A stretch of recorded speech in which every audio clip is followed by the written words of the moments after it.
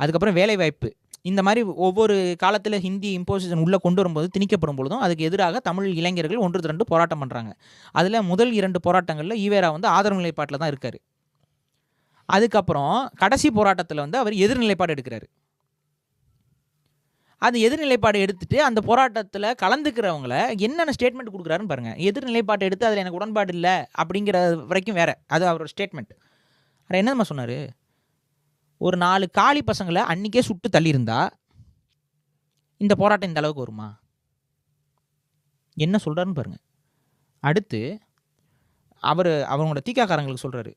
அதாவது அவரே எழுதுறாரு பெருமையாக. என்ன சொல்கிறாருன்னா, அந்த போராட்டம் அப்படியே பண்ணிக்கிட்டே இருந்திருப்பானுங்க, என்னுடைய தொண்டர்கள்கிட்ட எரி எண்ணெயையும் தீப்பந்தத்தையும் கையில் கொடுத்து எவன் வேணாம் போராட்டத்துக்கு வரானோ அவனையெல்லாம் கொளுத்துன்னு நான் சொன்னேன்.